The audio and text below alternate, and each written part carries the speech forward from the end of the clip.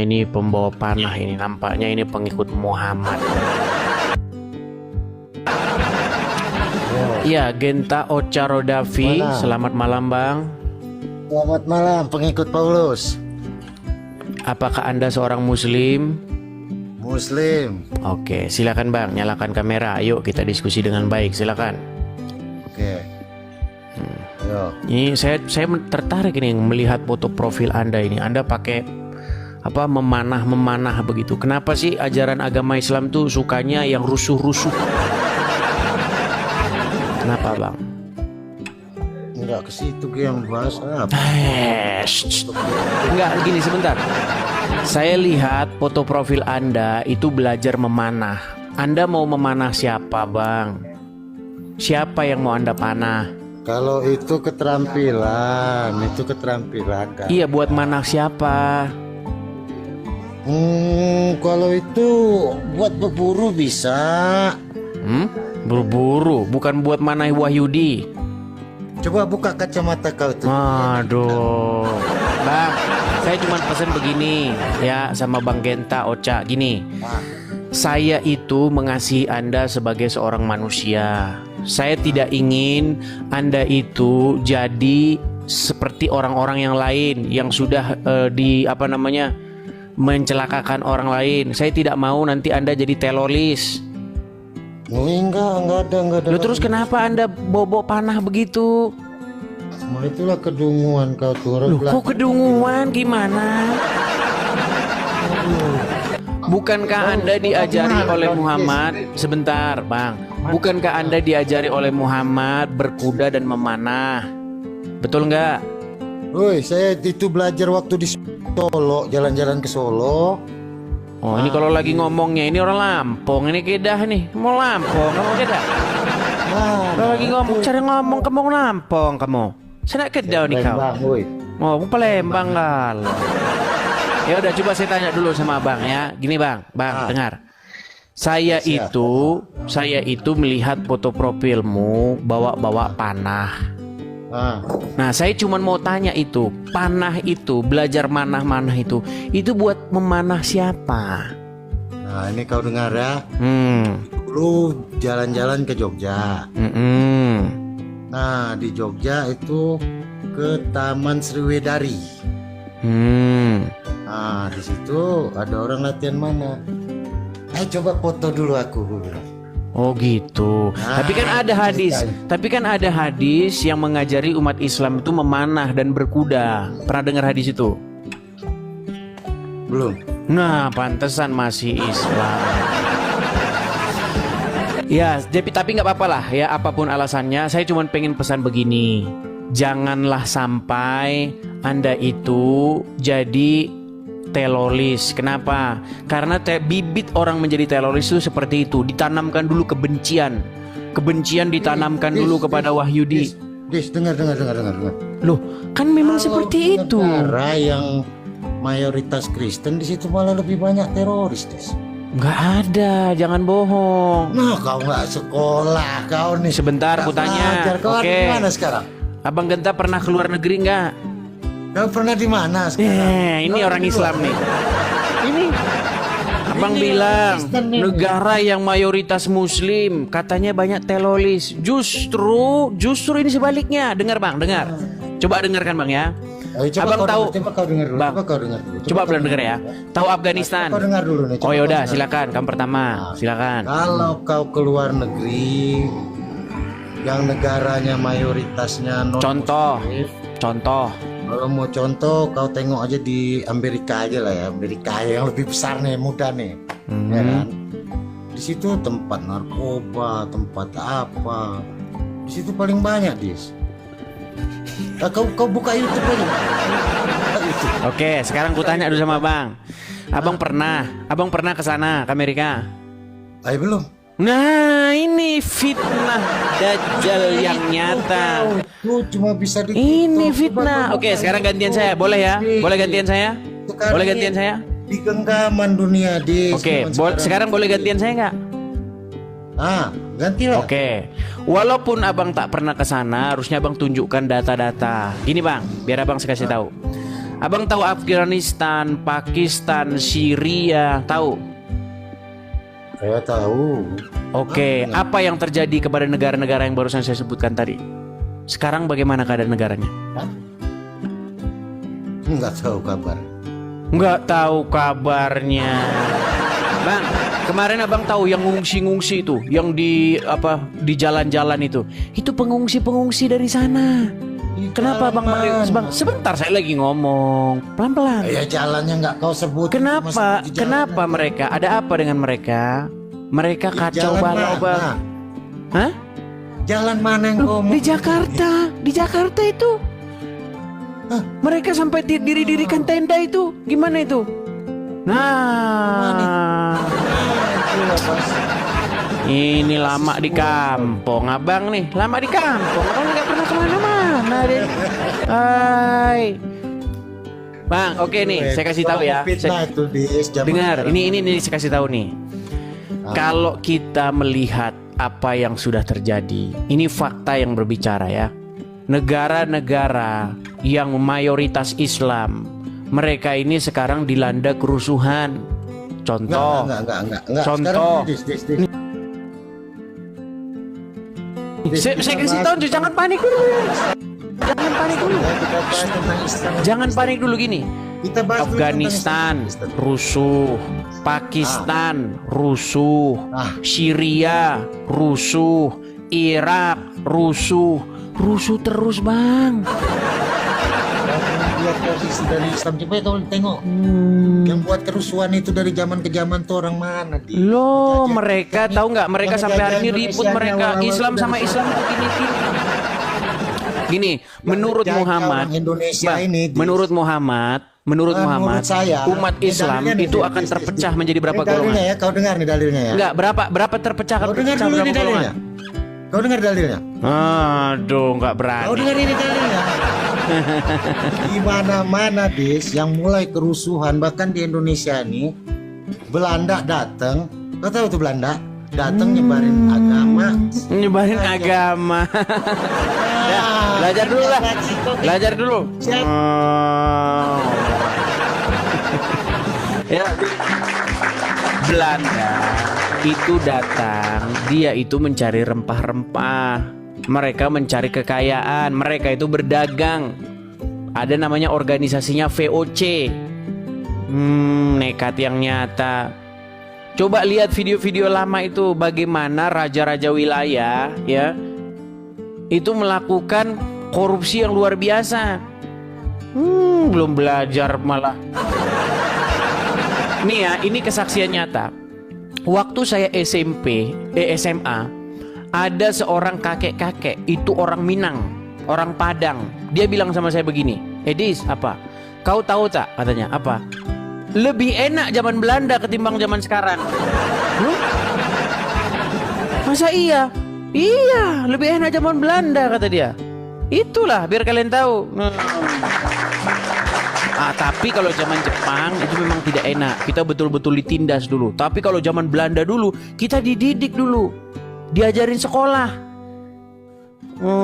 Termasuk perempuan-perempuan tuh udah pakai BH. Dulu nggak pakai BH. Nggak percaya kamu aja nggak tahu apa-apa. Ayo, silakan. Kita kasih ada Faiz Tamam. Oke, Faiz Tamam Nur. Kita ngobrol-ngobrol santai ya. Ngobrol-ngobrol santai. Ya, Faiz Tamam Nur. Selamat malam, Bang. Malam, Bang Edis. Silakan Bang, nyalakan kamera. Ayo kita ngobrol-ngobrol. Silakan. Seputar diskusi Islam dan Kristen. Silakan Bang. Yang jelasnya nggak menghujat ya. Oh, Bang, saya tak pernah menghujat loh Bang. Coba Abang tunjuk.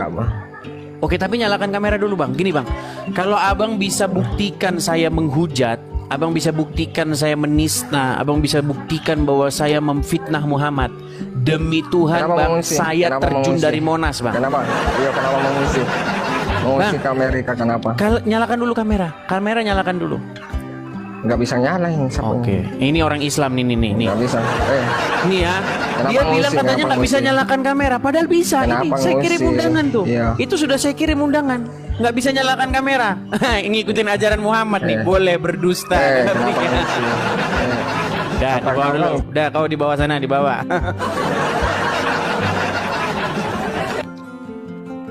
Teman-teman sekalian, saya memberikan tantangan kepada seluruh umat muslim yang ada di muka bumi ini.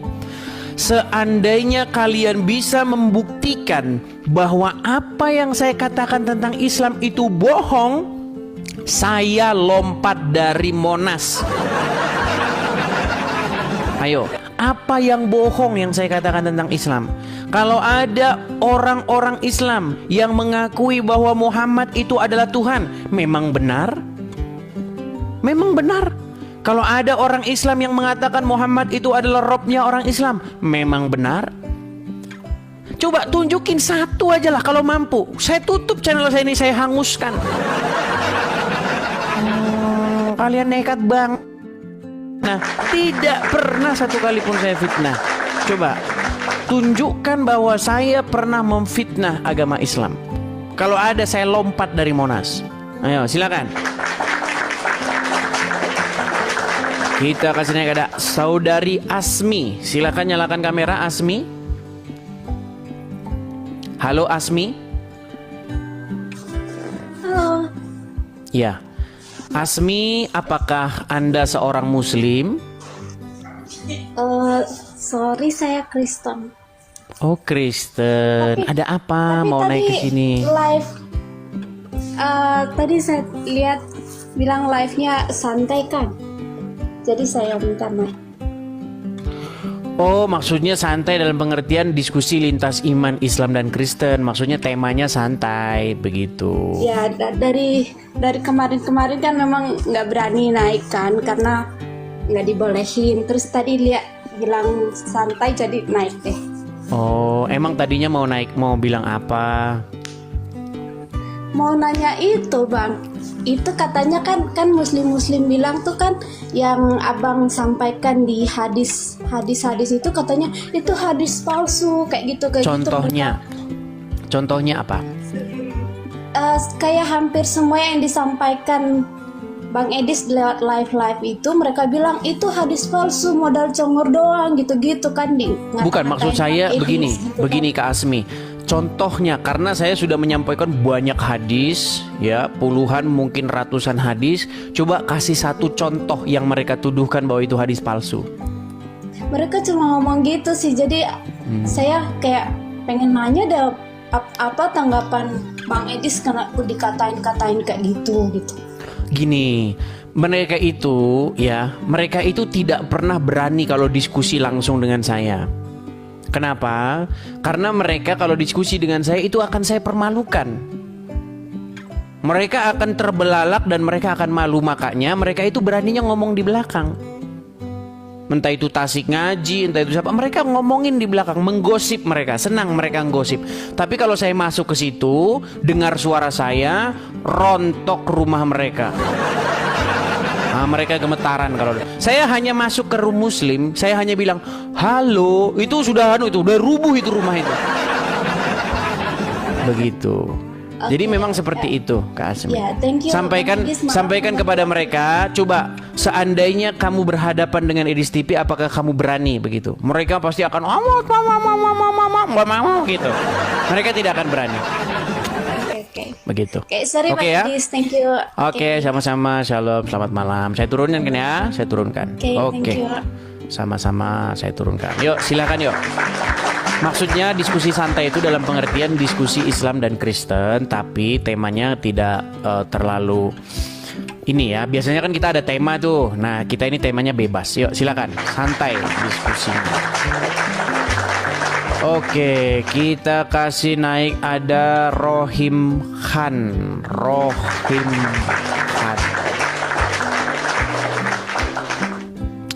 Iya, selamat malam Pak Rohim Khan. Malam. Ya, Pak Rohim, silakan nyalakan kamera Pak Rohim. Oh, enggak usah. Oh, nggak usah kalau begitu Anda juga tidak usah naik ke sini. Apakah Pak Rohim sudah malu jadi orang Islam? Oh, enggak malu lah. Kalau tidak malu kenapa tidak menyalakan kamera? Apakah Ya. kalau nanti dilihat orang malu Anda? Aduh, saya orang Islam, nanti saya dipermalukan lagi sama izin. Sehubungan dengan ajaran saya yang banyak yang memalukan gitu, teman. Pak Rohim mau tahu nggak ajaran-ajaran agama Islam yang bahkan orang Islam sendiri nggak mau melakukan? Oh, saya sudah tahu. Oke lah, di bawah dulu ya, karena Anda tidak mau menyalakan kamera. Oke. Saya taruh di bawah dulu. Jadi begini teman-teman, saya sudah buat satu video. Ini tolong direkam ya. Seandainya saya ini dikasih kesempatan untuk mengabdi kepada nusa dan bangsa. Seandainya saya diberi kesempatan, ya, saya akan memilih bekerja di BNPT, ya, Badan Penanggulangan Terorisme. Saya akan kasih tahu apa-apa yang menyebabkan orang jadi seperti itu, ya. Makanya saya sudah pernah bilang, tolong hadis-hadis yang membuat orang Islam itu terinspirasi menjadi teroris itu dihapuskan, karena mereka itu terinspirasi dari buku-buku itu, gitu loh. Muhammad dalam sebuah hadis itu mengatakan apa? Aku diperintahkan untuk memerangi manusia sampai mereka mengucapkan itu tadi, ya, syahadat itu tadi. Nah, itu orang Muslim terinspirasi dari itu. Mereka ingin memerangi orang-orang. Ini banyak Muslim tidak tahu. Dan banyak hadis itu baru satu. Saya bisa kumpulkan rentetan banyak hadis. Misalnya apa lagi? Misalnya ada lagi hadis yang mengatakan tidak akan terjadi hari kiamat kalau kalian itu tidak. Ya, nanti kalau saya katakan nanti bisa di-ban saya sama TikTok. Ayo, silakan. Ayo. Dan itu banyak loh Muslim yang setuju dengan saya. Ya. Jadi BNPT jangan kalau memotong biar bersihin jangan dipotong ininya. Jangan dipotong daun-daunnya, akarnya langsung. Akarnya itu langsung diambil, baru bersih gitu loh. Ya. Silakan, saya berikan kesempatan yang Muslim untuk naik ke sini. Naik ke sini, ayo kita diskusi dengan baik. Patahkan argumen saya itu. Jangan Anda marah aja kerjanya. Oh, cuma marah. Marah itu tidak menyelesaikan. Yang menyelesaikan itu Anda bikin argumen bantahan bahwa yang saya katakan itu nggak benar, begitu. Ya, selamat malam Pak Kana. Selamat malam. Ya, Pak Kana, apakah Anda seorang Muslim, Bang? Ya, seorang Muslim, Bah. Ya, silakan. Apa yang ingin Anda sampaikan? Yang saya ingin sampaikan itu, saya mau bertanya sama Edis, bahwasanya Tuhan Yesus itu kan disunat. Dan aku mau tanya, masa selepel Tuhan disunat, dan yang sunat itu siapa kira-kira namanya gitu? Baik. Bang, gini ya Bang ya, pikiran Anda itu kalau dibalikin kepada diri Anda sendiri, itu sebenarnya Anda lagi menyerang dirimu sendiri loh. Anda kan bilang begini, masa Tuhan kok disunat, kan gitu. Itu adalah sebuah keanehan bagi Anda, betul nggak? Enggak, saya pertanyaan saya. Sebentar dulu, ini saya lagi mau jawab ini. Maksud saya itu kan di kitab. Betul Bang, betul. Tuhan, di dalam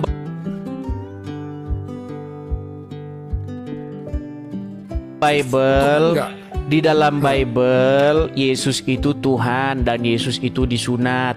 Dan bagi Anda itu adalah sebuah keheranan. Masa Tuhan kok disunat, kan gitu? benar. Itu keyakinanmu itu kayak begitu. Anda lagi ngetawain keyakinanmu sendiri. Ya, Tuhanmu aja disunat 3 kali. Tuhanmu disunat 3 kali. No kan? No.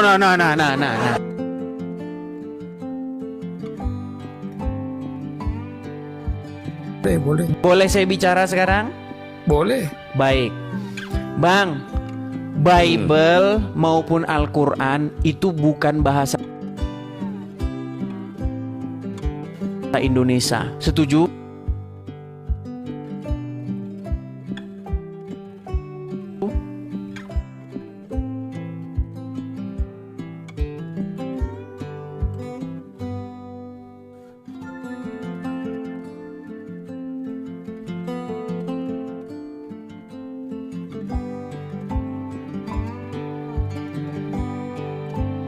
Orang Islam itu mengakui bahwa Muhammad itu Robnya. Ya, yang terakhir yang mengakui Muhammad itu Robnya, bahkan sebelum berdebat dengan saya adalah orang ini. Nih, ini namanya Tasik Ngaji. Saya tantang dia debat untuk membahas apakah Muhammad itu Tuhannya orang Islam, dan dia mengakui Muhammad itu Rob Muhammad itu. Artinya, kalian kalau membaca literatur Islam, Muhammad itu disunat. Ada 3 riwayat yang mengatakan Muhammad itu sunat. Riwayat mengatakan Muhammad itu disunat malaikat. Riwayat mengatakan Muhammad itu terlahir dalam keadaan sunat. Riwayat lain mengatakan Muhammad itu disunat Abdul Muthalib. Nggak tahu 3 kali bagaimana Rob kalian disunat. Kau bilang Tuhanmu disunat, Robmu aja disunat gimana? Nekat yang nyata kamu. Ya, kalau Tuhan kami Yesus disunat 1 kali. Kalau Tuhanmu, Robmu Muhammad 3 kali. Nekat yang nyata. Ayo, saya balikin semua argumen-argumen kalian itu. Tapi kalau kata Tuhan itu kalian tujukan kepada Bapa di sorga atau kepada Roh Kudus, tidak. Roh Kudus nggak disunat, Bapa di sorga nggak disunat. Yang disunat itu adalah Sang Anak yang menjadi manusia, Tuhan kami Yesus. Gitu. Nah, begitu juga kata Rob itu, kalau ditujukan kepada Allah, Allah nggak disunat. Tapi kalau Robmu yang Muhammad disunat. Ini dipakai nih. Makanya belajar dulu apa sih kata Tuhan itu maksudnya apa di dalam Bible itu. Karena kata Tuhan tuh nggak ada dalam Bible, itu bahasa Indonesia Tuhan itu. Di dalam Injil itu berbahasa, yang perjanjian baru itu bahasanya Yunani. Kata yang diterjemahkan jadi Tuhan itu bahasa Yunaninya itu kurios. Kurios itu apa sih artinya? Kurios itu kalau bahasa Jawanya itu Gusti. Gusti disunat itu nggak apa-apa. Gusti yang mana dulu? Kalau Gusti Yesus disunat, iya Gusti Yesus disunat. Tapi kalau kata Gusti itu ditujukan kepada Bapa di sorga atau kepada Roh Kudus, tidak. Bapa di sorga nggak disunat. Makanya kami itu mengimani yang namanya Tritunggal. Seperti itu. Ya, makanya belajar dulu. Kamu nggak mau belajar, naik-naik ke sini, gitu loh. Ya silakan. Orang Robmu disunat, kamu aja nggak masalah kok. Ini loh yang ngakuin ini. Ini kata dia Muhammad itu Rob. Robmu disunat, kamu mempermasalahan Rob kami disunat. Gimana? Ayo. Kita kasih naik lagi ada. Kita lanjut yang ini. Ini sebenarnya udah kita bahas nih ya. Ini dia ngintip-ngintip. Ini ngintip-ngintip doang nih. Nggak berani dia. Nggak berani. Dia bisanya cuman bikin video. Kalau diskusi langsung sama saya mana berani. Nggak berani. Ini Tasik Ngaji ini dia membuat dusta. Ya, Tasik Ngaji ini membuat dusta bahwasanya kata dia, saya itu mengupload video Abdul Somad dibaptis. Padahal yang mengupload video Abdul Somad dibaptis itu ya dia sendiri nih, orangnya ini. Pakai akun palsu Edis TV. Ini si pembuat akun palsu Edis TV ini orangnya. Ini orangnya nih. Makanya orang Islam, saya sudah bilang, kalian berangkat ke Mabes Polri sekarang. Biar nggak gini gitu loh. Berangkat ke Mabes Polri bikin, Pak, ada sebuah akun Edis TV membuat Abdul Somad dibaptis. Biar ini yang ngasih nunjuk ini akun Edis TV yang ini. Dia nggak berani menunjukkan beranda atau profil Edis TV yang palsu itu, nggak berani karena karangannya ini, bikinannya ini. Iya. Jadi dia membuat akun Edis TV palsu, kemudian mengupload Abdul Somad dibaptis. Begitu gampangnya. Ini saya kalau bikin akun Tasik Ngaji palsu bisa, saya bikin hari itu, saya upload hari itu bisa. Tapi kalau orang mampir ke berandanya ketahuan bahwa itu bukan akunnya Tasik Ngaji. Caranya apa? Mampir ke profilnya. Ketika dilihat profilnya, pengikut 0, followers 0. Akun bodong. Gampang. Nah, dia berani nggak dia nunjukin berandanya? Nggak berani, karena dia tahu itu akun bodong bikinan dia sendiri. Ya, nih kalian umat Muslim cari ini yang kalian cari. Nekat yang nyata. Ayo. Mana berani dia? Dia berhadapan dengan saya bahas itu. Nggak berani, mencret dia. Saya bikin mencret di celana dia saya bikin. Kalau dia berani datang ke sini, saya cuman bilang, mana tunjukin beranda akun Edis TV yang mengupload Abdul Somad dibaptis. Tunjukin berandanya, profilnya. Mencret yang langsung gitu dia. Ayo silakan. Mana berani, gak berani dia. Kalau cuma mau bikin akun-akun bodong, ya, akun siapa aja bisa kalian bikin. Ya, ambil fotonya Judika, bikin Judika, ya kan? Terus upload video masak-masak bisa. Jadi teman-teman sekalian, akun Edis TV yang mengupload Abdul Somad dibaptis, ini orang ini, kerjaannya orang ini. Nggak berani dia menunjukkan beranda atau profilnya, nggak berani karena memang akunnya dikarang sama dia ini. Dikarang sama dia. Ya, kita kasih naik, ada siapa ini? Chandra Badaruni. Yo, Chandra Badaruni. Ya, silakan Chandra Badaruni. Apakah Anda seorang muslim? Muslim. Ya, silakan Bang, nyalakan kamera Anda. Mari kita diskusi dengan baik, Bang. Silakan, yuk. Chandra Badaruni. Ya, ini. Ya, silakan Bang. Oh, Kok enggak? sorry Bang, tadi saya pencet. Silakan coba lagi, sekali lagi. Tadi saya mau mengundang, ternyata Anda sudah kebuka duluan. Silakan. Nyalakan lagi kamera Anda. Ya. Abang muslim, Bang. Muslim. Muslim. Ya, selama Anda nonton channel saya ini, Bang, apa kesan tanggapan Anda, Bang? Kesan saya sih kalau diskusi ya harus satu persatu, jangan orang belum menanggapi sepenuhnya. Abang sudah potong-potong, udah pakai efek. Oh, Tapi baik. penjelasan itu Saya terima. langsung. Itu saran yang baik, Bang. Saya terima. Oke. Biar Tapi selama saya diskusi, Bang, pernahkah Anda dapati bahwa saya ini memfitnah Muhammad? banyak. Sebutkan satu contoh, kalau Abang bisa tunjuk itu saya terjun dari Monas. Tunjukin Bang, satu aja. Nggak usah banyak-banyak, nggak usah dua. Satu aja, coba. Apa? Menurut Anda siapa yang difitnah? Nggak bisa kan? Nggak bisa.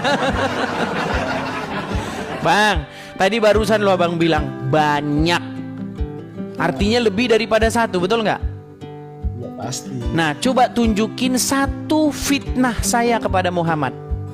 Apa ya? Mungkin saya ini selama saya nonton ini baru saya naik nih. Nah, alasan tadi bilang banyak kan? Oke, gini aja Bang, gini. Saya begini Bang, saya ingin supaya orang Islam itu tidak jadi telolis. Tapi Bang, gini, itu mustahil bisa terjadi kalau hadis-hadis yang mendukung itu tidak dihapuskan, Bang.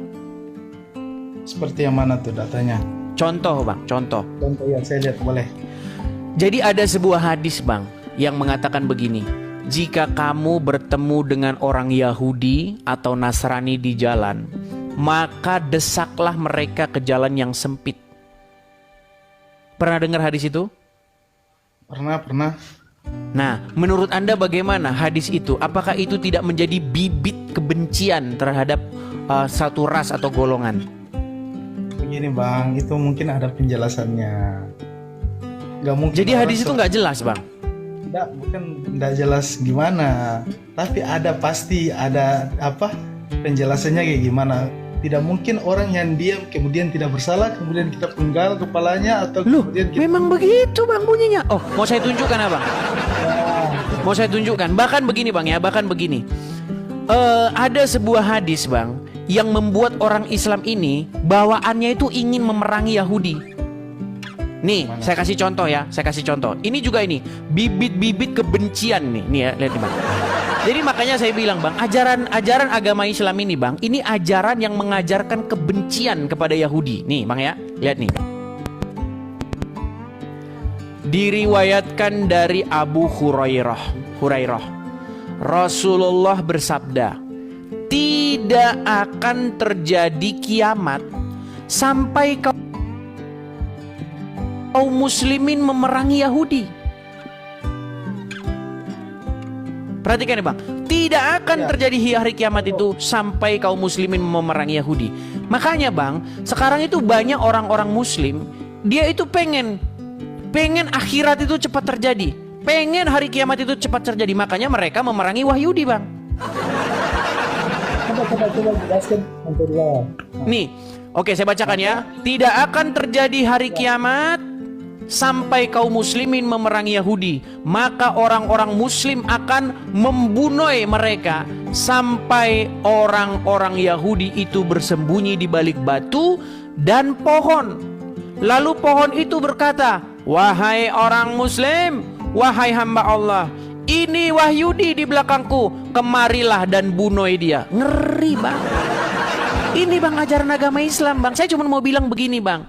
Bang, ini saya yang ngomong ya, ini saya yang ngomong. Mustahil seseorang menjadi Islam di detik yang sama dia tidak memusuhi Yahudi dan Nasrani. Mustahil bang. Kalau Anda jadi orang Islam, sesungguhnya Anda sudah didesain, dibentuk sebagai orang-orang yang membenci satu kaum, yaitu orang Yahudi dan Nasrani. Nggak, Dev, masalahnya bukan begitu bang Edis. Masalahnya gimana lagi bang?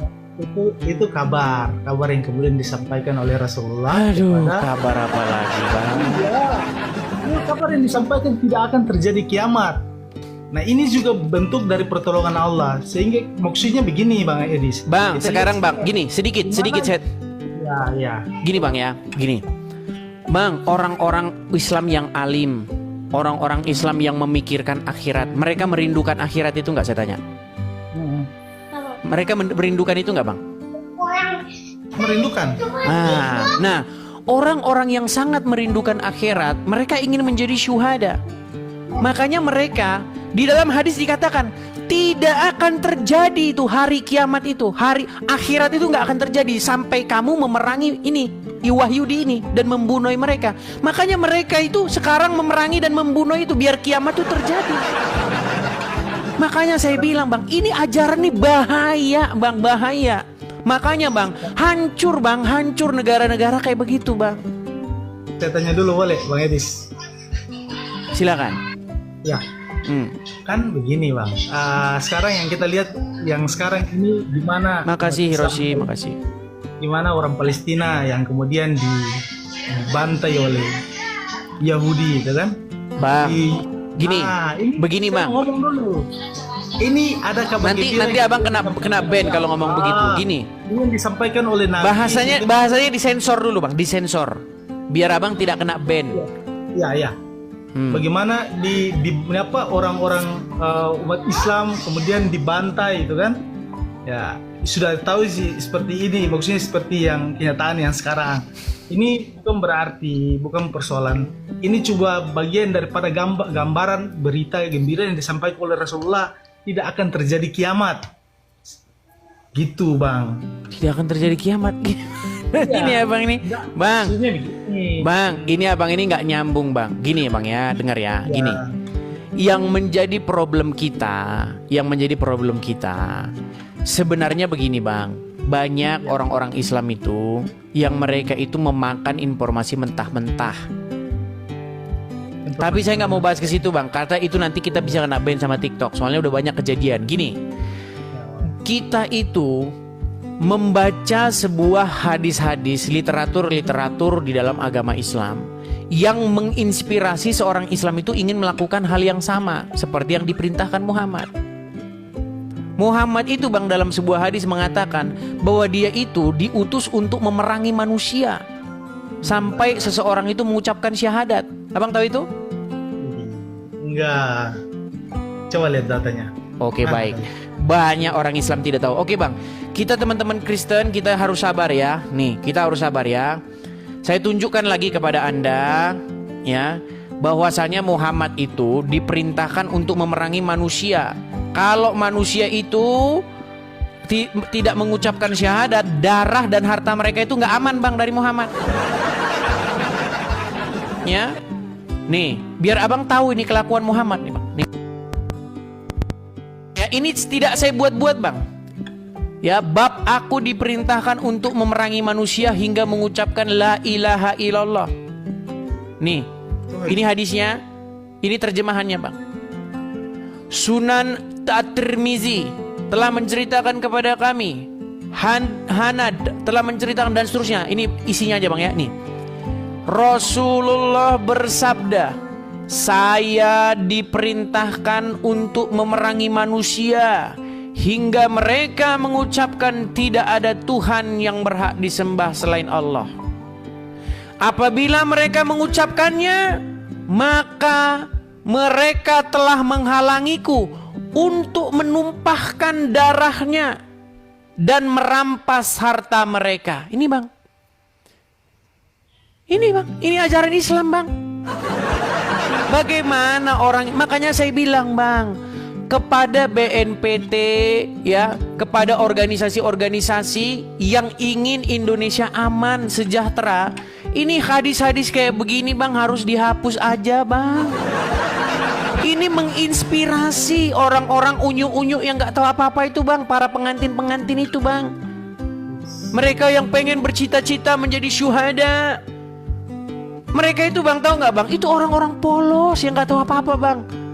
Dicekokin, akhirnya mereka berangkat bawa bom, rangsel ada bomnya. Bang, kalau itu menimpa saudara kita, menimpa tetangga kita, menimpa orang-orang yang kita kasih, bahkan menimpa kita sendiri, gimana bang? Kita lagi jalan-jalan, lagi enak-enak jalan, tahu-tahu boom. Udah kejadian bang, berulang-ulang bang. Udah kejadian. Ya saya turun dulu ya. Kabur dia kan. Aduh, kabur. Coba bang, berikan dukungan Anda, berikan dukungan dan support Anda supaya kita bersama-sama bersatu padu. Supaya apa? Supaya hadis-hadis yang menginspirasi orang-orang ingin menjadi teroris dihapuskan bang. Gimana kira-kira? Kan? Oh turun ya. Oke lah bang, saya hargai. Sesuatu yang ya. Oke lah, silakan bang. Mungkin abang belum cukup ilmu, makanya saya mengundang muslim-muslim yang berilmu ya bang ya. Oke, selamat malam bang Chandra. Saya turunkan ya. Seperti itu teman-teman ya. Gini loh, saya itu mengasihi kalian wahai saudara-saudaraku ya dari yang muslim. Saya pengen supaya apa? Supaya jangan ada sebuah paham yang meracuni Anda jadi orang jahat. Gitu loh. Apa yang Injil katakan? Tuhan Yesus di dalam Injil berkata apa? Akan tiba masanya nanti orang-orang akan menganiaya kamu, bahkan melenyapkan nyawamu, dan mereka akan berpikir bahwa mereka berbuat bakti terhadap Allah. Ada. Dan orang-orang itu yang berpikir seperti itu teman-teman. Banyak yang kayak begitu. Yuk. Ayo silakan nih. Ada Ukhti Aisyah. Nah ini salah satunya mungkin ini Ukhti Aisyah nih. Ya silakan Ukhti Aisyah. Selamat malam Ukhti Aisyah. Silakan nyalakan kamera Anda. Halo Ukhti. Ya Ukhti Aisyah. Kan? Tidak bisa bicara. Ya Ukhti Aisyah. Di manakah dirimu ya Ukhti Aisyah? Oke baik, Ukhti Aisyah dia tidak nyambung, jadi kita turunkan ya. Kita berikan kesempatan kepada yang lain. Ada Ain DMZ. Ain DMZ. Ya selamat malam Aim DMZ. Selamat malam Aim DMZ. Ain, ya silakan nyalakan kamera Bang Ain. Sebentar ya Bang. Gelap Bang, gelap. Iya. Halo. Salam kenal Bang, dari mana Bang? Ya salam kenal Bang dari sini. Silakan Bang, nyalakan kamera dulu. Iya gitu. Silakan Bang Ain. Boleh bertanya ya Bang? Boleh. Saya mau tanya aja. Boleh, silakan. Tapi kameranya bisa agak mundur ke sedikit gitu Bang. Dikit. Bos. Saya mau tanya Bang. Silakan. Boleh nggak? Aduh, udah saya bilang boleh. Sebagai apa peranannya Bang? Apa? Yesus Jangan itu dimakan peranannya Bang, sebagai mic-nya apa, jangan dimakan Bang. Peranan gimana maksudnya? Maksudnya Yesus itu sebagai apa Yesus? Sebagai apa gimana maksudnya? Yesus di dalam Bible itu sebagai Sang Mesias. Yesus itu sebagai apa Bang? Ya, Yesus sebagai Sang Mesias. Dia Tuhan, dia Mesias. Dia juga Nabi, dia juga utusan. Sialah ya. Banyak peranannya Bang. Terus kalau dia utusan, bapaknya siapa Bang? Terus perannya yang sebagai apa dia? Makanya tanya Yesus itu sebagai apa peranannya? Oke baik ya, sudah saya jelaskan. Ini ditanya diulang-ulang terus. Di bawah dulu ya. Oke, kita lanjutkan lagi ya. Saya pengen gitu ketemu dengan muslim yang nyambungan gitu diajak ngobrol. Udah dijawab peranannya Yesus sebagai Sang Mesias, Yesus juga Tuhan, Yesus juga utusan. Ditanya lagi peranannya apa Bang? Peranannya apa Bang? Kayak orang mabuk. Heran saya. Ya silakan. Kita kasih ada sebentar ya, Muhammad Ilmi. Oke, kita kasih naik ada Muhammad Ilmi. Mana tadi Muhammad Ilmi? Iya. Aduh, Muhammad Ilmi. Ya, selamat malam Muhammad Ilmi.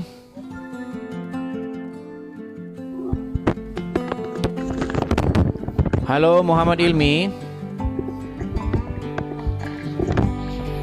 Nah, kan? Jangan panik Bang, jangan panik. Tenangkan dirimu, tenangkan. Ayo, silahkan nyalakan kamera. Mari kita diskusi dengan baik. Saya kasih muslim kesempatan, tolong jangan disia-siakan. Ayo, Muhammad Ilmi.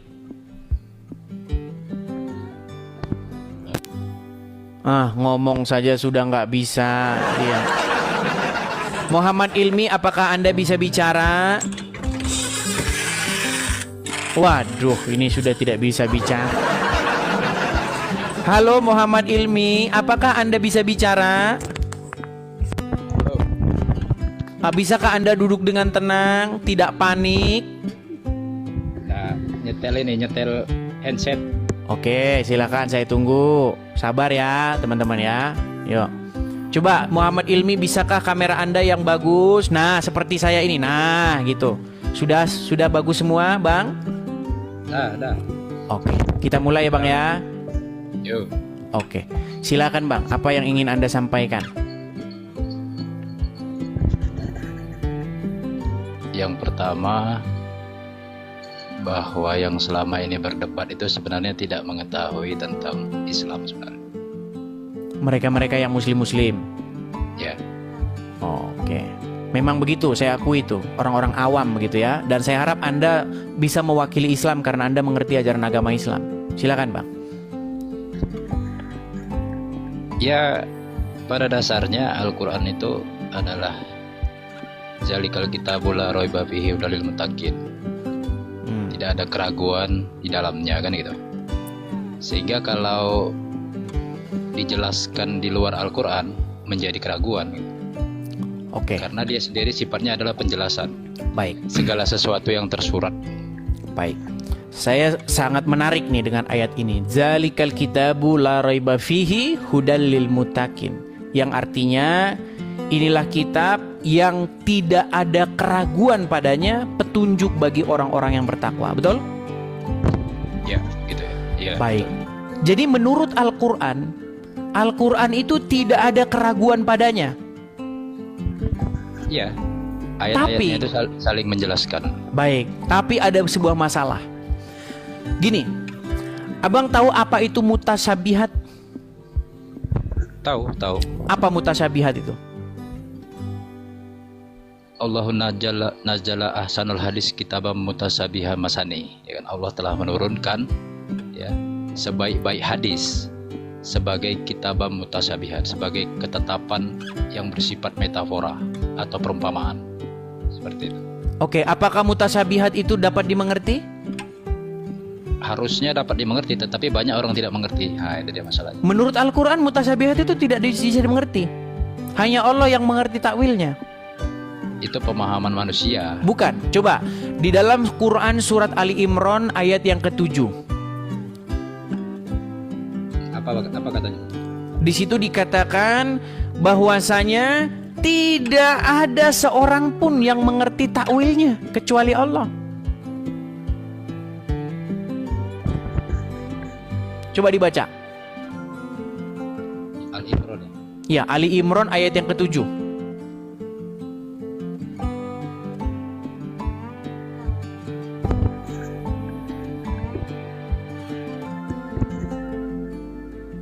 Wa ma ya'lamu ta'wilahu ilallah.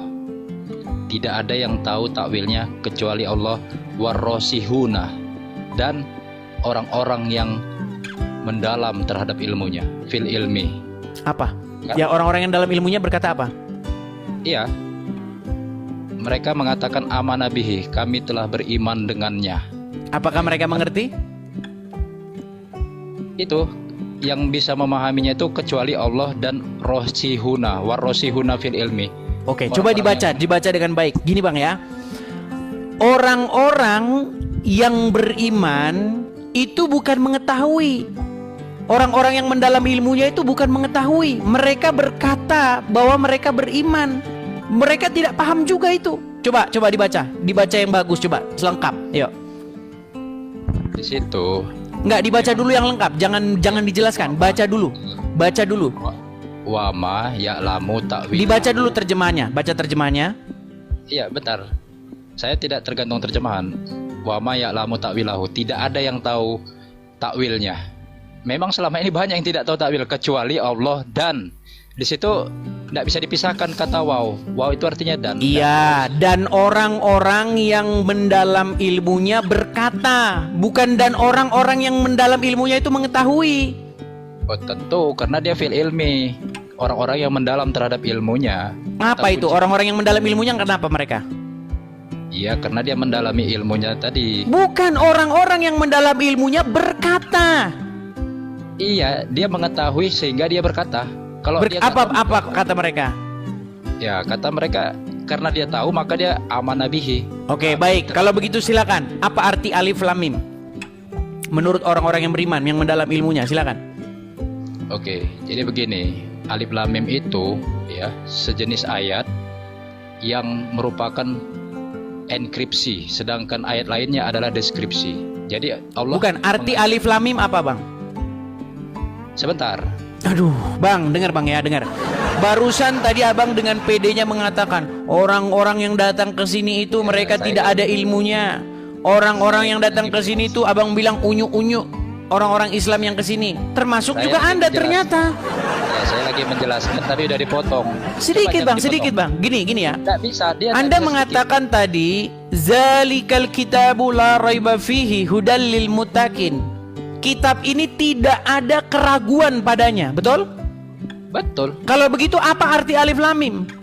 Ya, berikan saya kesempatan 1 menit. Bisa nggak? Silakan. Nah, makanya jangan dipotong. Saya mengatakan Al-Quran ini ada 2. Pertama deskripsi dan enkripsi. Udah? Alif lam mim itu enkripsi. Deskripsinya ada Datanya Bang, datanya apa? Datanya mana datanya? Iya, enkripsi itu artinya tahu nggak arti enkripsi? Bang, Kalau nggak- coba datanya Bang. Datanya apa? Datanya. Ya makanya saya bilang. Ternyata mereka tidak bisa menjelaskan teman-teman ya. Inilah. Bang, apakah yang menjelaskan? Muhammad Ilmi atau Al-Quran? Apa yang menjelaskan itu? Ayatin bainatin. Ayat alif lam mim Oke, dijelaskan ayat dengan oleh- ayat. Coba, Iya. di mana penjelasan bahwa alif lam mim itu enskripsi? Seluruh ayat Al-Baqarah itu setelah alif lam mim itu adalah penjelasan alif lam mim. Karena dia deskripsinya adalah 285 ayat. Sementara alif lam Iya, mim maksudnya itu arti alif lam mim itu apa? kalau namanya enkripsi. Aduh, yaudah gini. Alif lam ro apa? Alif lam ro apa? Sama itu enkripsi. Bahasa rumus. Lah namanya bahasa rumus. Udah di bawah aja Bang, di bawah aja Bang, tidur aja di bawah. Ayo silakan ya. Ini Anda itu inskripsi rumus apa? Makanya begini. Jadi gini, ini pelajaran bagi kalian ya. Gini. 13 tahun lamanya saya mendalami Al-Qur'an. Jadi ceritanya itu begini biar teman-teman tahu. Dulu Muhammad itu sering duduk-duduk dengan orang-orang dari luar Arab. Namanya orang-orang ajam.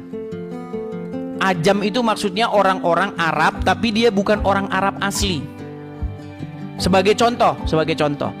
Kalau teman-teman tinggal di Bali, ya, di Bali itu banyak orang asing. Nah, orang-orang asing itu namanya orang ajam. Nah, Muhammad ya, itu disebutkan di dalam riwayat-riwayat, Muhammad tuh sering nongkrong-nongkrong sama orang-orang ajam itu. Nah, masyarakat menuduh bahwa orang-orang ajam itulah orang-orang asing itu yang ngajarin Muhammad itu bikin Al-Quran. Lalu dibantah sama Al-Quran di dalam surat An-Nahl ayat 101, 103. Dibantah begini.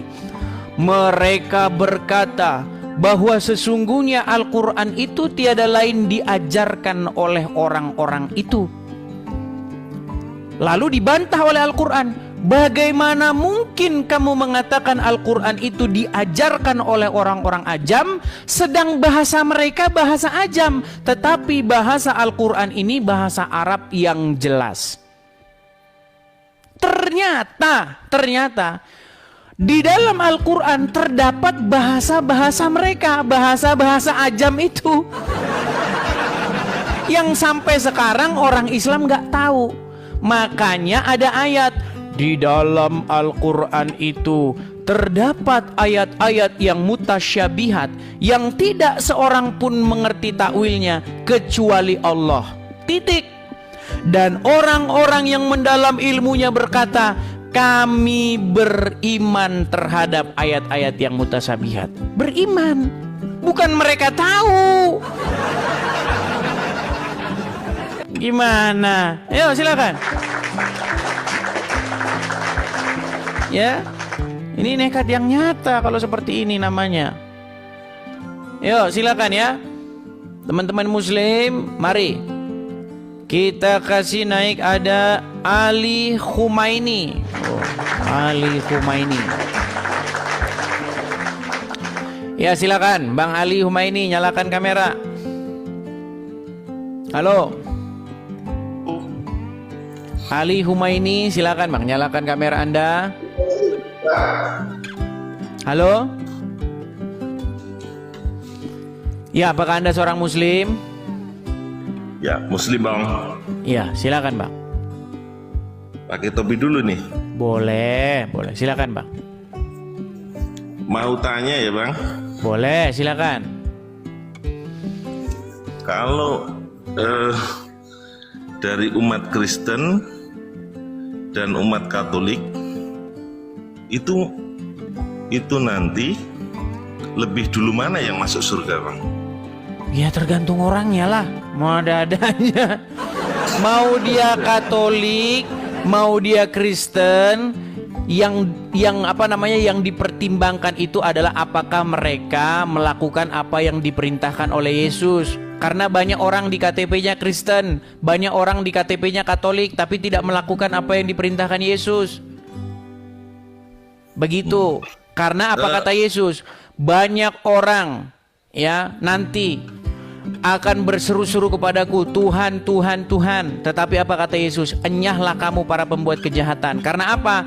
Karena di dalam Bible atau sudut pandang Yesus, bukan orang yang ngomong, tetapi orang yang melakukan kehendak Bapakku. Bukan orang yang ngomong Tuhan, Tuhan, bukan begitu, tetapi orang yang melakukan apa yang dikehendaki oleh Bapak kita di surga. Nah, beda dengan ajaran Muhammad. Sedikit bang, ini aduh. Gantian dulu bang. Gini, kalau ajaran Muhammad itu kebalikannya. Kalau di ajaran Muhammad, barang siapa yang mengucapkan syahadat, dia masuk surga. Walaupun maling, walaupun berzina. Setuju? Itu kalau sudah mengalami pertobatan. Di mana pertobatannya? Nih, dengar nih. Menurut Muhammad, ya, makanya saya bilang iman Muhammad itu, syahadat itu bagi Muhammad tuh hanya di mulut. Begini. Sebentar dulu, coba dengerin dulu, nih. Man qala la ilaha illallah Muhammadur Rasulullah dakhalal jannah. Siapa yang mengucapkan la ilaha illallah Muhammadur Rasulullah dakhalal jannah. Semua umat Muhammad sallallahu alaihi wasallam masuk surga. Nabi yang mengatakan, datang sahabat bertanya, wa in zana wa in saraq, bagaimana kalau dia berzina? Bagaimana kalau dia mencuri? Kata Nabi, wa in zana wa in saraq, dia berzina, dia mencuri, tetap masuk surga. Nah, ini konteksnya keliru memahami ya bangku sayangku cintaku. Ini gimana? Ini konteksnya keliru dari mana? Pada saat sudah mengucapkan Muhammad syahadat la ilaha illallah wa asyhadu anna Muhammadar Rasulullah, itu zina dan pencurinya berhenti saat itu. Lu dari mana? Meskipun berzina, meskipun mencuri, yang penting mengucapkan. Makanya ada yang inbox saya begini, katanya kamu belajar agama Islam 13 tahun, coba apa kunci surga? Saya ketawa bacakan, saya bilang kunci 14, saya bilang. Iya, kunci surga itu kunci 14. Gitu. Makanya gini, ada sebuah paham di dalam agama Islam, kunci surga itu katanya mengucapkan 2 kalimat itu. Kalau 2 kalimat itu diucapkan, maka pintu surga itu terbuka. Nah, kata Muhammad, walaupun dia mencuri, walaupun dia berzina, asal dia ngucapin 2 kalimat itu, masuk surga. Jadi bertentangan dengan ajaran Kristen. Kalau dalam ajaran Kristen, bukan orang yang mulutnya cuap-cuap, bukan, tetapi orang yang melakukan apa yang diperintahkan Bapa di surga. Gitu. Setelah mengucapkan syahadat, pencuri dan zinanya berhenti, gitu. Gak ada dia bilang berhenti. Oke, saya tunjukkan lagi hadis tambahannya ya. Nih. Tadi aku belum puas, pertanyaanku tadi kok nggak dijawab. Mana yang lebih dulu kok dijawab muter-muter? Kan sudah saya jawab. Yang lebih dulu adalah yang melakukan apa yang diperintahkan Bapa di surga. Kurang jelas gimana lagi? Enggak, antriannya itu lebih dulu mana? Emangnya ngantri macam orang beli beras. Jadi pertanyaan Anda sudah saya jawab nih. Kalau dalam agama Islam ya, Bang Ali Kumaini, dengar ya, nih. Di dalam agama Islam nih, bahkan Allah itu akan memusnahkan suatu kaum kalau kalian tuh tidak berbuat dosa. Jadi Allah itu maunya kalian tuh bikin dosa. Nih, saya tunjukin. Banyak umat muslim gak percaya. Ini Aidis nih ngomong apa sih? Orang ini kok mulutnya lantam sekali. Masa Tuhannya orang Islam pengen orang Islam tuh berbuat dosa? Nih, perhatikan ya. Nih, saya tunjukkan. Ini hadisnya ya. Dari Abu Hurairah radhiyallahu anhu, dari Nabi sallallahu alaihi wasallam. Apa dikatakan? Demi zat yang diriku berada di tangannya, jika kalian tidak berbuat dosa, Allah akan hilangkan kalian dan Allah akan datangkan kaum lain yang berdosa. Perhatikan. Nih, kalau kalian gak bikin dosa itu dimusnahkan kalian.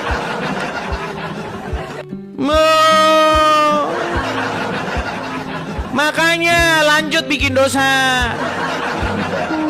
Sayangku, cintaku, tak kasih tahu mak gini loh, kan antara Kristen dan Katolik. Maksud saya, pertanyaan saya begini, kan yang satu pakai salam Maria, artinya ada peranan Maria di situ, sedangkan yang Kristen tidak ada peranan Maria di situ. Mana yang lebih dulu masuk surga? Sederhana kan pertanyaan saya. Baik, begini. Kalau Anda mau tahu tentang ajaran Katolik, sebentar. Kalau Anda mau tahu ajaran Katolik, silakan Anda bertanya kepada Katolik. Tapi yang saya katakan cuma satu. Mau Katolik, mau Kristen, intinya adalah bahwa apakah mereka melakukan apa yang diperintahkan Yesus. Nah, sedangkan kebalikannya, ini saya mau tanya sebaliknya, ini Anda kejang-kejang kepanasan ini, kesetanan ini. Nih, saya sudah tampilkan. Coba sekarang Pak Ali, coba Anda yang baca, coba yuk. Demi... Ini mata saya yang sebelah kanan kurang jelas. Oke, saya yang bacakan, nggak apa-apa. Pantas masih Islam. Oke, baik. Nih, saya bacakan. Demi zat yang jiwaku di tangannya, seandainya kamu tidak berbuat dosa sama sekali, niscaya Allah akan musnahkan kamu seluruhnya. Setelah itu Allah akan mengganti kamu dengan umat yang berdosa. Bang, itu kan di hadis. Nah, itu kan hadis. Makanya gini Bang, ini lihat ini. Yesus berkata, jangan berbuat dosa. Kalau Muhammad sebaliknya Bang, kalau kamu tidak berbuat dosa, kamu akan dimusnahkan. Ini Bang. Semua hadis itu sifatnya sunnah. Sunnah itu artinya bisa dipercaya, tidak wajib untuk Tidak wajib. Oke, sekarang saya tanya. Sunnah. Ya, oke, baik, gini. Oke, baik, gini. Baik, sebentar. Sekarang saya tanya. Sholat kayak begini, ada di Quran nggak? Ada di Quran nggak kayak begini? Kalau detailnya belum, tetapi berarti nggak wajib. Ya? Wajib. Nah, sekarang wajib. Tadi katanya kalau sunnah itu nggak wajib dilakukan. Buktinya nggak ada di Quran sholat begini-begini. Mana ada di Quran sholat begini? Ada yang begini, ada yang begini, ada yang begini, ada yang begini, macam-macam ya. Aduh, gimana? Itu kan Bang, jadi itu kan ritualnya secara detail. Ya, berarti tidak wajib kan? Ya. Berarti tidak wajib kan? Di dalam sunnah, di dalam ritual itu ada. Sebentar, berarti tidak wajib kan? Gimana? Berarti tidak wajib kan? Menurut rukun Islam itu wajib dilaksanakan. Nah, wajib sekarang katanya. Udah dibawa dulu lah. Capek nih ngomong sama begini. Wajib, kadang suka-sukamu. Wajib enggak? Wajib, kadang enggak. Gini loh teman-teman ya. Ajaran Muhammad dengan ajaran Tuhan Yesus itu bertolak belakang. Ya. Di dalam Bible, di dalam Injil, makanya orang Islam tuh jangan anti Injil. Quran itu memerintahkan supaya kalian beriman kepada kitab-kitab sebelumnya. Beriman kepada kitab-kitab yang sebelum Al-Quran. Apa itu? Taurat, Zabur, Injil. itu disuruhkan kepada kalian untuk beriman. Tapi yang terjadi sekarang, orang Islam malah beriman kepada kitab-kitab yang sesudah Al-Quran. Makanya saya curiga, apakah kalian baca Qurannya sambil koprol? Gitu loh. Nah, di dalam Injil apa dikatakan? Apa yang Yesus katakan kepada orang-orang? Bertobatlah. Ketika ada seseorang yang lumpuh, seseorang yang sakit, ketika disembuhkan oleh Tuhan Yesus, apa? Pergi dan jangan berbuat dosa lagi. Jangan berbuat dosa, itu kata Tuhan Yesus dalam Injil. Tapi kalau kata Muhammad sebaliknya nih, kalau kamu tidak berbuat dosa, kamu itu akan dimusnahkan, bro. Dimusnahin kamu kalau kamu gak bikin dosa. Ini hadisnya nih, riwayat Muslim 2749 nih, silakan dibaca. Tuh, kelihatan kan? Nih, seandainya kamu tidak berbuat dosa sama sekali, niscaya Allah akan memusnahkan kamu. Dimusnahin lo, bro, kalau nggak bikin dosa sama sekali.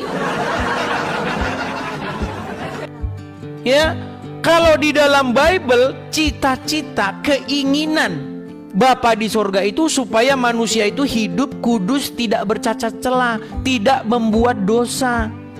Itu keinginan Bapa di sorga. Tapi kalau dalam agama Islam, justru kalau nggak bikin dosa sama sekali dimusnahin. Ya, ayo, coba yang Muslim kalau datang ke sini jangan marah-marah gitu loh. Coba jangan marah, bikin argumen bantahannya. Gitu loh, ya coba ayo silakan. Saya beri kesempatan loh. Saya kasih kalian kesempatan. Ayo ngobrol baik-baik. Yuk silakan, yuk. Dibilang saya katanya ngada-ngada. Aduh. Sudah saya bilang, sekali kamu nonton channel saya ini, kamu memang akan marah-marah, emosi kamu dalam hatimu. 2 kali kamu mulai cari tahu bener nggak sih yang diomongin orang ini. 3 kali kamu udah mulai manggut-manggut mengiyakan. 4 kali saya takut kamu bangun pagi tidak dalam keadaan Islam lagi. Silakan, Basori, yuk silakan nyalakan kamera. Silakan, Basori.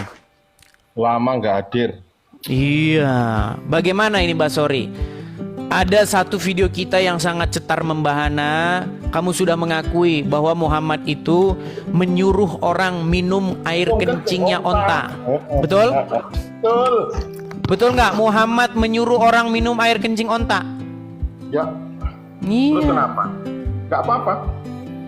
Berarti orang Islam harus meminum air kencing onta sesuai anjuran Muhammad kalau sakit, betul? Tidak demikian. Nah, kan?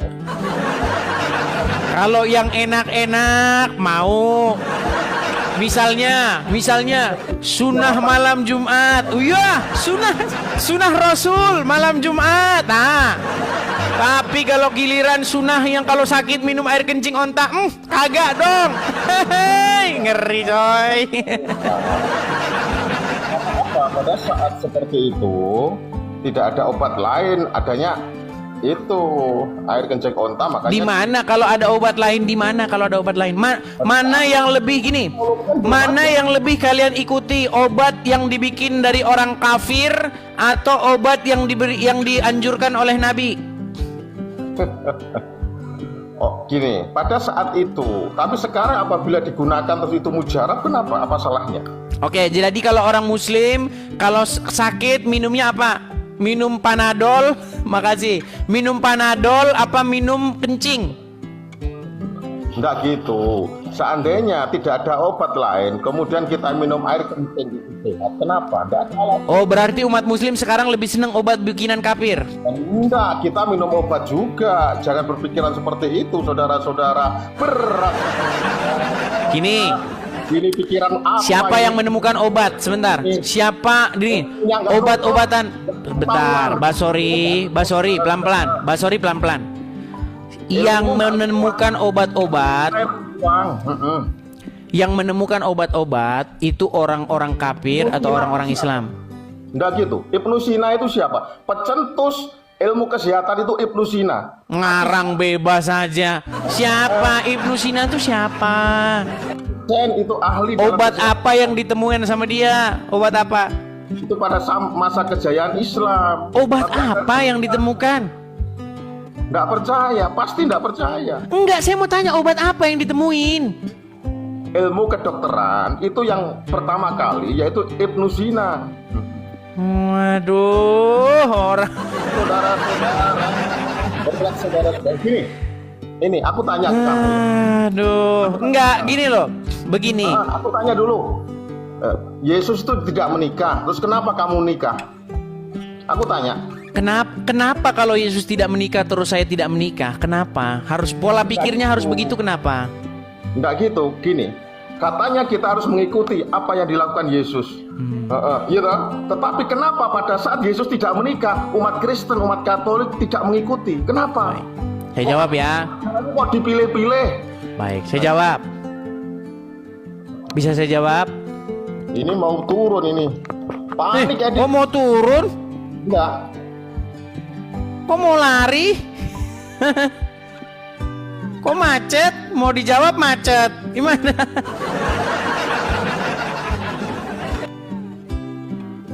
Mana ini? Nah, macet dia ya. Baik, saya jawab pertanyaannya. Jadi begini, ini yang saya maksud dengan kecacatan berpikir.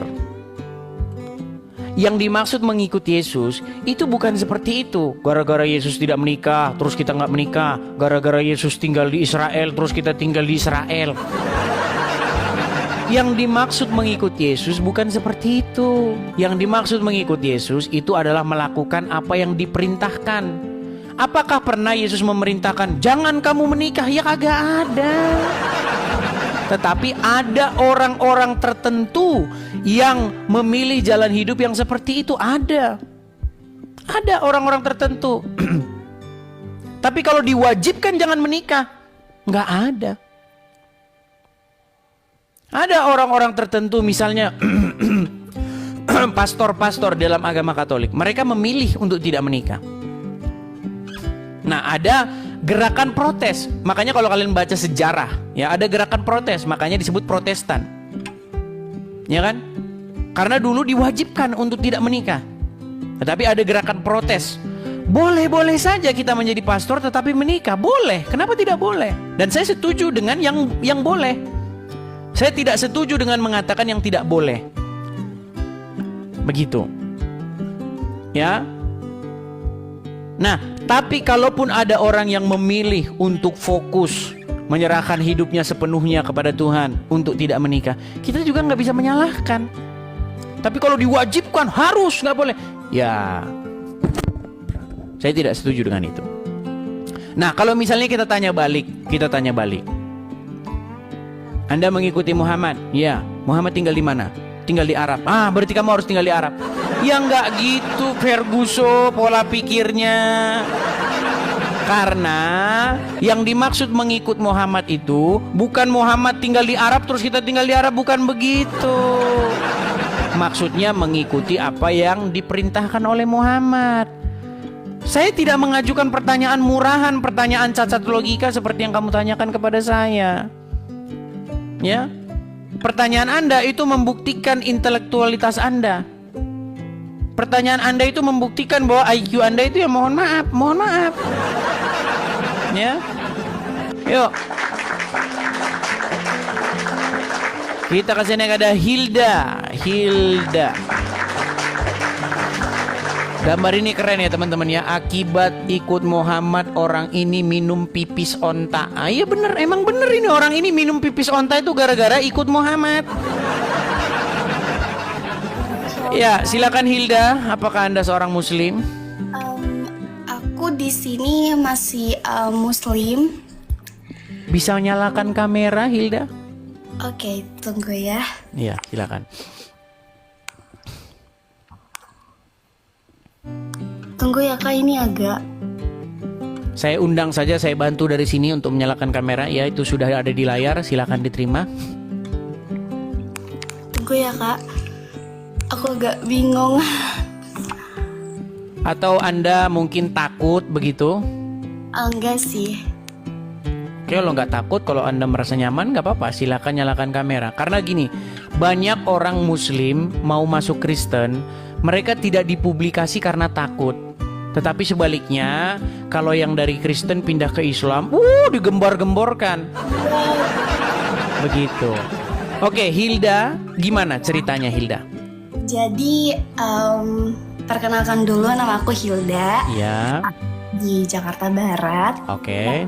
Aku mau ceritain tentang perjalanan aku. Sebenarnya kalau untuk sekarang aku masih dibilang Muslim karena aku masih perjalanan dalam belajar tentang Alkitab sama menuju ke Tuhan Yesus.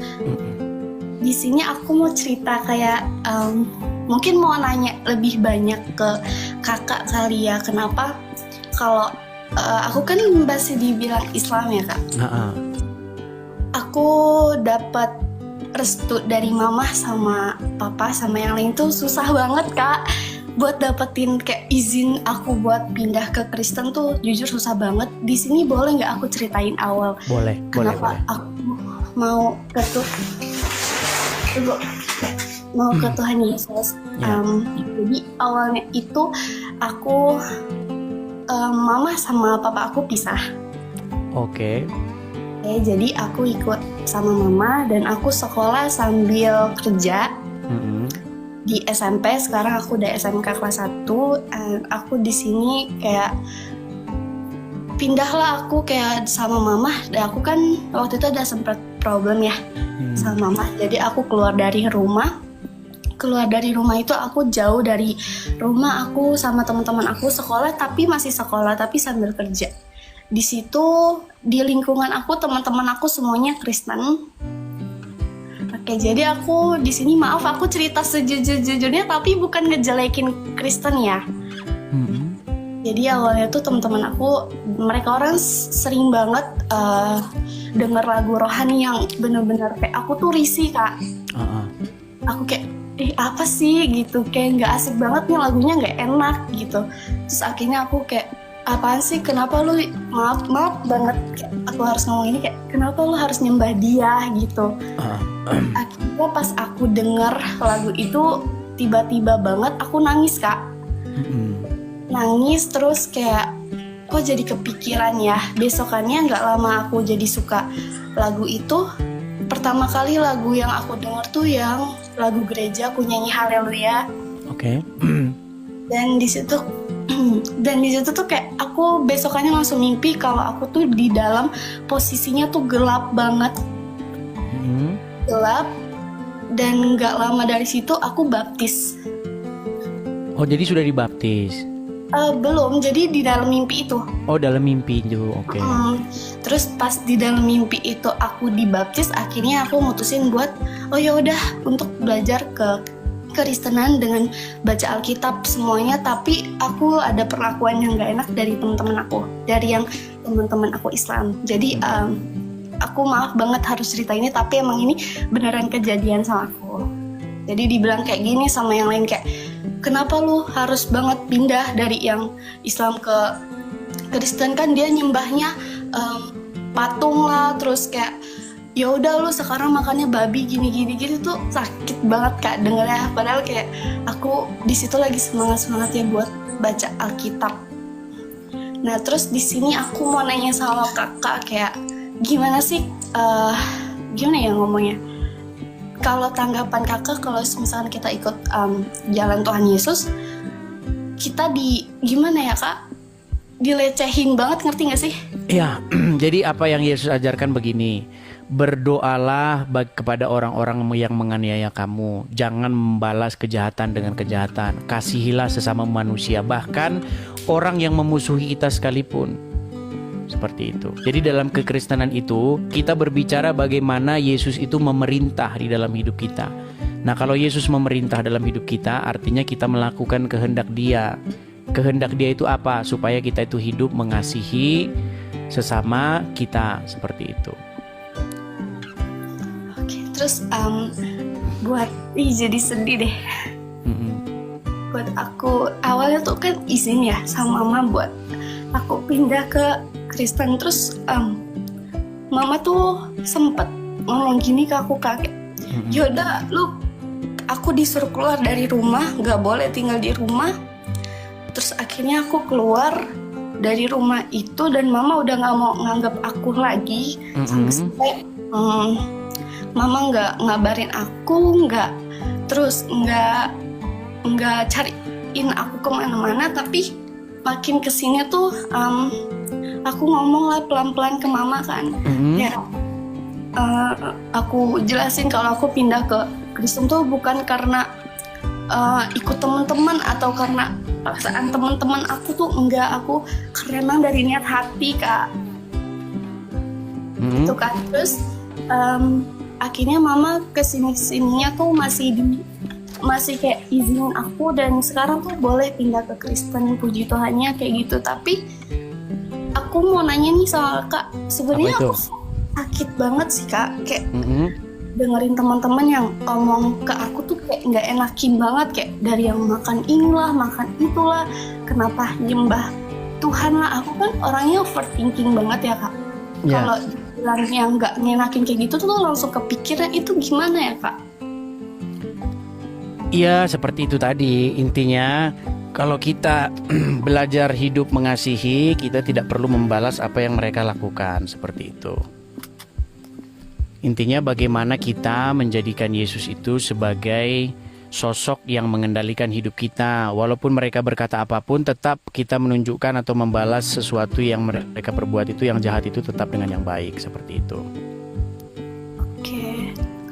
Kira-kira Kakak ada dukungan gak ya buat aku, kayak mungkin kalau gitu bisa misalnya di gereja atau bagaimana begitu? Gimana, Kak? Bisa mungkin mendatangi gereja yang terdekat, gabung dengan komunitas-komunitas Kristen yang lain.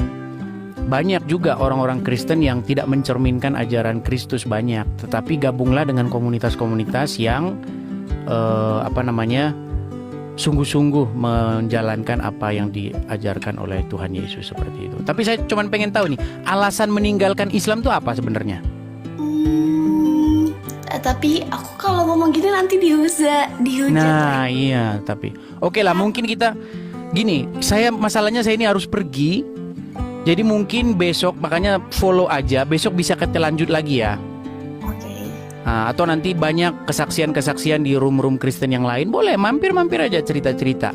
Banyak room-room Nah, jadi teman-teman sekalian ya, banyak sekali memang orang-orang yang mendengar seperti ini, yang orang-orang seperti Hilda ini, tapi memang tidak berani bersuara. Nah, saya nggak mau bikin kamu mengungkapkan alasan kamu meninggalkan Islam. Takutnya orang-orang Islam tuh pada, ya tahu sendiri kan kamu kan? Nah, seperti itu. Nah, beda dengan orang Kristen yang masuk Islam. Kalau orang Kristen yang masuk Islam itu biasanya dipublikasi, bahkan didengung-dengungkan. Tapi kalau orang Islam masuk Kristen, takut mau ngomong. Itu udah dianggap sampah, Kak. Takutnya nanti dipersekusi, seperti itu. Oke ya, ini saya Hilda, saya mau pergi dulu karena saya jam segini tuh harus mau pergi, mau ada kegiatan. Mungkin suatu saat bisa kita sambung lagi ya. Amin, Kak. Makasih ya, Kak. Oke, terima kasih Hilda. Sampai ketemu lagi. Alhamdulillah, saudara, kita bersyukur pada hari ini kita mendengarkan bersama-sama dari diskusi Bang Edis ya, bersama dengan para polemikus ya. Kita bisa menyaksikan bersama bagaimana Edis dengan luar biasa dan spektakuler ya, menjawab pertanyaan-pertanyaan kaum polemikus, dan bahkan tidak hanya menjawab mereka, teman-teman ya, dengan luar biasa Edis ya mempertanyakan kembali iman mereka ya, dan kita bisa melihat di sana kualitas-kualitas dari mereka, teman-teman ya. Mereka tidak tahu bagaimana menjawab, mereka tidak tahu bagaimana mempertanggungjawabkan iman mereka. Tapi mereka itu seperti jago sekali, hebat sekali membahas iman Kristen dibandingkan dengan menjelaskan iman mereka sendiri. Inilah teman-teman yang sangat-sangat kita prihatin dari mereka ya. Mereka itu kayak sangat-sangat bisa memahami iman Kristen. Ditanya kalau kelompok-kelompok tertentu mempertanyakan iman Kristen kepada mereka, itu kayak mereka itu tinggal ngutip aja Matius, Markus, Lukas, Yohanes gitu, tinggal Kejadian, bla bla bla gitu. Jadi seenaknya itu mereka itu bisa jawab gitu. Mereka gak mikir bahwa apa yang mereka lakukan itu sungguh tidak baik bagi keberagaman kita di Indonesia ini. Tapi mereka gak memikirkan itu. Nah, ketika kita mencoba untuk menjawab mereka dan juga mempertanyakan kembali iman mereka, ya justru mereka yang tidak siap, teman-teman ya. Justru mereka yang tidak tahu apa-apa tentang imannya. Dua kemungkinan. Apakah mereka tidak tahu menjawab iman mereka karena memang mereka tidak pernah mempelajari imannya, atau memang karena mereka tidak tahu apa-apa tentang imannya? Itu kemungkinan pertama. Kemungkinan yang kedua adalah mereka memang hanya fokus kepada iman Kristen lalu mengabaikan imannya. Ya, tapi berdasarkan diskusi yang kita lihat ini, dua kemungkinan itu lebih condong ke kemungkinan pertama, karena mereka memang gak tahu apa-apa tentang imannya gitu ya. Dan gini teman-teman ya, kita ini kalau dalam dunia sepak bola itu gini, Liga Indonesia itu dibandingkan dengan Liga Eropa ini kan ketimpangannya jauh sekali itu. Nah, orang yang hebat di Indonesia ini coba taruhlah misalkan di Liga Eropa, entah itu misalkan di Getafe lah, nggak usah di Real Madrid dulu, taruh aja dulu di Getafe misal. Mampukah orang itu yang hebat Indonesia ini bisa menunjukkan kehebatannya di sana menghadapi orang-orang pemain-pemain Eropa yang hebat-hebat? Mampu nggak? Belum tentu, bahkan tidak bisa gitu ya. Karena yang dia lawan setiap hari Liga Indonesia yang membuat dia kelihatan lebih jago adalah orang-orang yang kualitasnya itu tidak hebat teman-teman ya. Nah, mereka ini saya kira merasa bahwa mereka sudah paham iman mereka karena yang menilai mereka adalah orang-orang mereka sendiri gitu ya, lingkungan mereka sendiri. Ya mau nggak mau harus setuju, kalau nggak setuju ya tahu sendiri apa yang terjadi gitu. Nah, ketika dia diperhadapkan dengan orang-orang lain yang berbeda lingkungan, yang berbeda pemahaman, kelihatan teman-teman bagaimana mereka tidak tahu apa-apa, bagaimana mereka bingung ya, bagaimana mereka tidak mengerti tentang imannya ya. Inilah yang kemudian teman-teman, kita sebagai orang percaya ya harus betul-betul mengerti iman kita, harus betul-betul menguasai iman kita ya. Tidak hanya sekedar kita menjadi orang Kristen, tidak boleh kita hanya sekedar disebut orang percaya tetapi kita tidak tahu iman kita ya. Karena yang paling mendasar bagi kita adalah bukan iman Islam, bukan iman orang lain, tapi iman kita sendiri. Kita harus bisa mengerti iman kita, kita harus bisa untuk memahami iman kita ya. Jangan kemudian ketika kita ditanya iman kita lalu kita bingung menjawab. Ketika kita ditanya tentang iman kita, kita langsung tidak tahu apa yang harus kita lakukan. Ini yang salah ya. Kita tidak boleh sama seperti mereka. Kemudian yang kedua yang seringkali mereka lakukan adalah mereka mencoba untuk kutu loncat gitu ya. Ketika ditanya mereka berusaha untuk lompat langsung ke sebelah gitu ya, langsung ke hal-hal yang lain gitu, membahas topik-topik yang lain yang tidak ada kaitannya, yang tidak ada hubungannya dengan topik yang sedang didiskusikan. Inilah yang seringkali terjadi, yang seringkali dilakukan oleh mereka ya. Kalau mereka sudah ditanya dan tidak tahu jawab apa-apa, mereka langsung bilang, wah kamu sudah melakukan ini, di mana nomor HP-mu, di mana Allah. Aduh, ini sangat-sangat sangat-sangat lucu. Dan ya itulah yang sering kali kita lihat dari cara mereka berdiskusi teman-teman. Nah, kemudian hal yang berikutnya yang harus kita lakukan juga adalah sebagai orang Kristen, di tengah-tengah kesibukan mereka untuk membahas iman kita, kita harus ingat teman-teman ya, bahwa kita juga harus siap sedia untuk membahas iman mereka, harus tahu tentang kitab suci mereka ya. Kita harus tahu tentang kitab suci mereka, Islamologi. Kita tidak bisa hanya kemudian mengerti tentang iman kita, hanya mengerti tentang iman kita saja. Karena sekarang ini tidak hanya sekedar kita diskusi dalam satu garis lurus aja, tapi kita sudah berhadapan dengan diskusi lintas agama yang sudah terbuka pada dua kemungkinan, defensif dan ofensif. Kita mempertahankan pertanyaan mereka, mempertahankan ketika mereka bertanya dan kita menjawab, dan kemudian kita juga harus bertanya balik kepada mereka aja, yaitu ofensif, ya. Kita kuat dalam defensif, kita kuat juga dalam ofensif, ya. Makanya teman-teman, yang perlu kita pelajari adalah kuat pada dua hal itu, ya. Karena kalau tidak, kita menjadi orang yang tidak tahu apa-apa dan bingung akan apa yang harus kita lakukan, ya.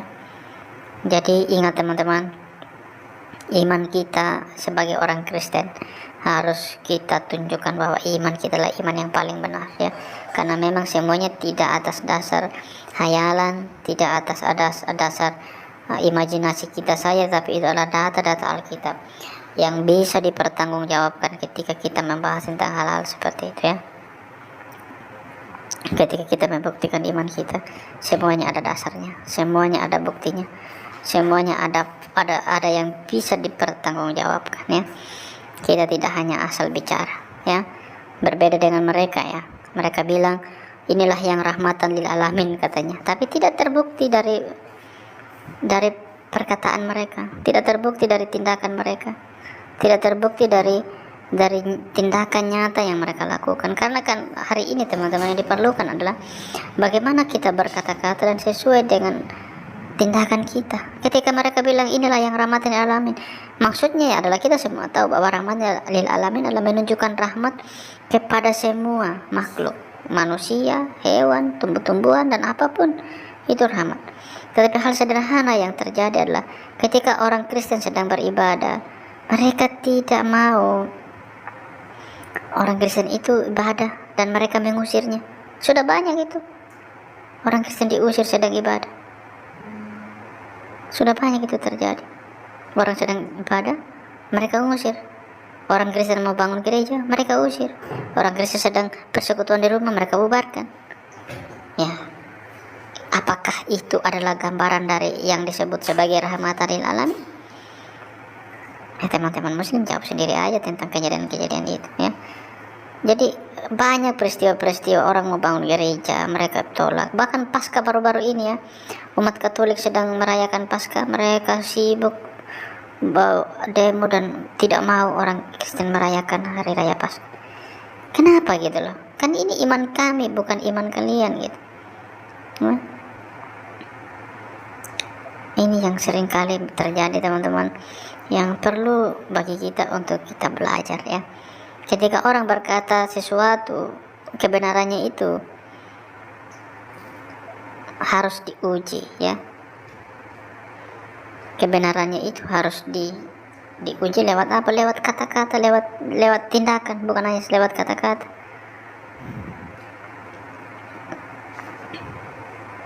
Ya, kalau kata-kata kita manis, kata-kata kita baik, kata-kata kita bisa mempengaruhi banyak orang, tetapi kalau kita tidak menunjukkan itu lewat tindakan kita, ya itu sama aja dengan bohong. Jadi kita hanya membuat dongeng di situ aja dan tidak melakukan apa-apa, ya. Nah, ini teman-teman yang perlu bagi kita untuk kita pelajari. Dan ingat teman-teman, ketika kita berada dalam ruang diskusi semacam demikian, tujuan kita hanya satu, yaitu kebenaran itu dinyatakan. Kita menunjukkan bahwa Yesus adalah Tuhan, kita menunjukkan bahwa Yesus adalah Allah yang sejati, kita menunjukkan bahwa kebenaran itu adalah kebenaran yang ada dalam Yesus Kristus, yang tidak bisa diubah hanya karena mereka mencoba untuk membahas kitab suci kita. Kita harus menjawab mereka, menunjukkan kepada mereka kebenaran iman Kristen yang sesungguhnya, dan kita membuktikan bahwa kasih Allah yang besar itu nyata untuk mereka juga, ya. Asalkan mereka mau, asalkan mereka terima, mereka bisa mendapatkan kasih itu, mereka bisa memperoleh kasih yang luar biasa itu, ya. Asalkan mereka mau saja. Tapi ya, kalau mereka tidak mau, kan kita tidak bisa, bahkan kita tidak punya kemampuan untuk mengubah hati mereka. Ingat teman-teman, diskusi macam demikian, tujuan kita bukan untuk menang, ya. Tujuan kita adalah untuk membawa orang-orang kepada Kristus, untuk membawa orang-orang yang belum kenal kebenaran supaya mereka juga kenal kebenaran. Itu tujuan kita teman-teman ya. Jadi ingat bahwa apa yang kita lakukan tujuannya untuk membuktikan bahwa kebenaran itu adalah kebenaran yang sejati di dalam Yesus Kristus. Oke teman-teman, ini yang bisa saya sampaikan. Biarlah kiranya video dalam diskusi ini memberkati kita dan menambah pengetahuan dan wawasan kita. Tuhan berkati kita semuanya. Shalom.